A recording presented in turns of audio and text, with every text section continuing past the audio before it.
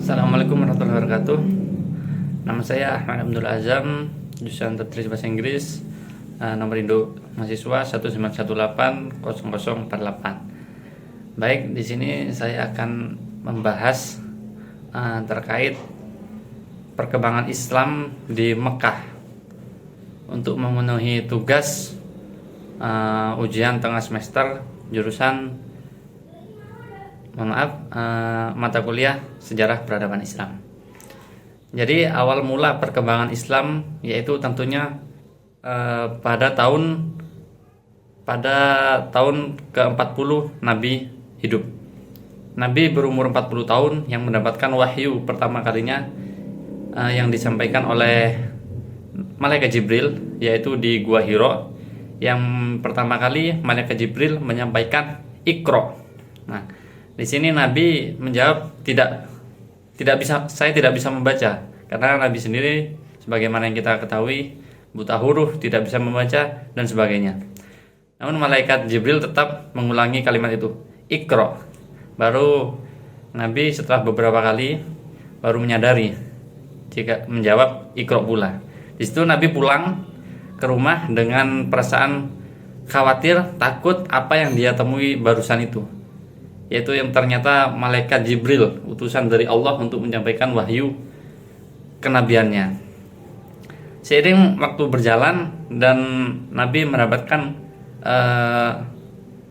wahyu-wahyu yang diturunkan melalui Malaikat Jibril, Nabi memulai dakwahnya dengan secara sembunyi-sembunyi, yaitu menyampaikan dakwahnya kepada orang-orang terdekat atau sanak famili yang dia rasa paling kenal terlebih dahulu.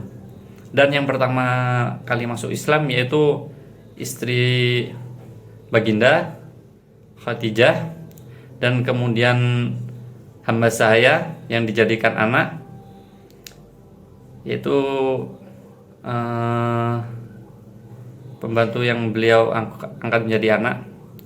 Lalu beliau berdakwah, seiring waktu berkembang banyak sahabat-sahabat beliau yang ikut serta dan sangat antusias dalam menyambut Islam, seperti Ali, Sayyidina Ali.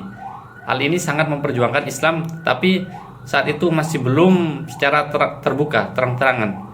Dan pada akhirnya sudah terkumpul beberapa orang yang sudah memiliki takwa, mungkin masih jauh dari takwa, mungkin masih dari segi iman, yaitu bahwa menunjukkan bahwa Tuhan itu satu, yaitu hanya Allah yang esa.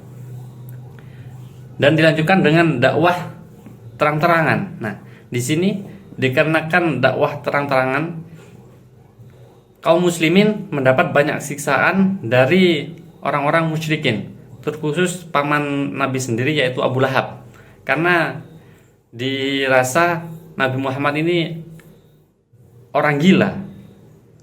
Karena di sana zaman Bani Quraisy sudah ada ajaran dari nenek moyang, yaitu menyembah berhala-berhala. Dianggap bahwa Nabi ini tidak menghormati ajaran leluhur. Nah, maka dari itu kaum muslimin disiksa secara terus-menerus, dan siksaan yang mereka berikan itu bertubi-tubi dan sangat pedih. Di saat Rasulullah ingin menyampaikan dakwahnya secara terbuka, dimulai di keluarga besarnya, yaitu di Bani Hashim dan Bani Abu Thalib. Beliau mendapatkan pendapat pro kontra. Pro dari sisi paman beliau Abu Thalib dan kontra dari Abu Lahab. Nah, di sini Rasul mendapat perlindungan dan keamanan dari Abu Muthalib untuk menyampaikan dakwahnya. Dan dari pamannya sisi lain, Abu Lahab malah mendapat kecaman secara terus-menerus. Dikarenakan kecaman ini berlangsung secara sangat kejam kepada kaum muslimin, Nabi mendapatkan wahyu, yaitu untuk menghijrahkan kaum muslimin agar tidak terus mendapat kecaman. Yang pertama kali Nabi menghijrahkan sebagian orangnya ke Habasyah karena dirasa raja pemimpin di sana adalah orang yang sangat hatinya mulia, akan melindungi orang-orang kecil, akan menitik beratkan keadilan, kesamaan, dan perlindungan yang Raja Habasyah berikan dirasa cukup untuk kaum muslim.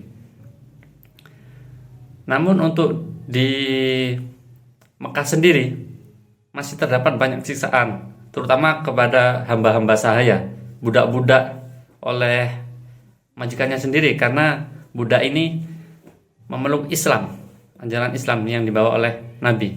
Terkhusus Bilal bin Rabah. Dia adalah hamba sahaya dan merupakan seorang budak yang mendapatkan siksa secara kejam dan bertubi-tubi, di mana dikatakan beliau itu dulu ditimpakan batu di atas badannya, di atas perutnya, di tengah padang pasir, dan Bilal hanya mengucapkan ahad, ahad, dan seterusnya tanpa mengucapkan hal lain. Padahal sudah ditawarkan harus keluar dari Islam dan ditawarkan begitu banyak kemewahan, tapi Bilal, Masya Allah, sangat kekeh menolak tawaran-tawaran itu. Dan juga untuk Nabi sendiri pun ditawari untuk berhenti berdakwah. Ayo menyembah berhala seperti yang nenek moyang ajarkan. Baginda ditawari harta, tahta, wanita, tapi Nabi menolak semua itu dengan cuma-cuma karena iman yang diberikan Allah lebih besar daripada semua itu. Nah, untuk kejadian besar pada saat di Mekah yaitu masuknya Hamzah dan Umar bin Khattab ke Islam, yaitu menjadi mualaf. Nah, di sini adalah nafas lega untuk umat muslim pada zaman itu, karena Hamzah dan Umar ini adalah seseorang yang ditakuti dan disegani di kaum Quraisy.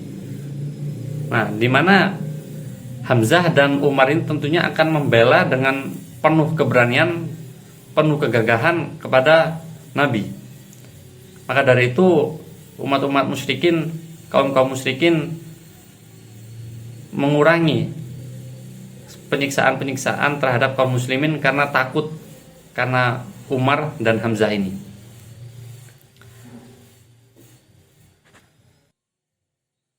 Dan lagi ada peristiwa penting, yaitu pemboikotan bagi Bani Hashim dan Bani Abu Thalib.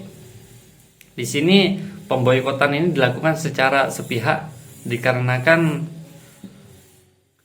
kaum Quraisy iri terhadap, bukan iri, jengkel, lebih tepatnya jengkel terhadap Bani Hashim, karena Bani Hashim ini terus melindungi Rasulullah, karena beliau itu tetap menyampaikan dakwahnya secara terang-menerang dan terus-menerus kepada umat Makkah saat itu, kaum Quraisy khususnya, dan meninggalkan ajaran-ajaran yang telah disampaikan oleh nenek moyang. Nah, pemboikotan ini berlangsung selama beberapa tahun yang membuat Bani Hashim dan Bani Thalib ini menderita karena kelaparan. Mereka tidak mendapatkan akses untuk perdagangan, untuk bersosialisasi, untuk berinteraksi, dan kegiatan manusia lainnya. Jadi kaum Bani Hashim ini diasingkan, menderita kelaparan, dan hingga suatu saat pemuda dari kaum Mekah itu menentang pemboikotan ini yang ditulis di piagam, dicantumkan atau dipajang di Mekah.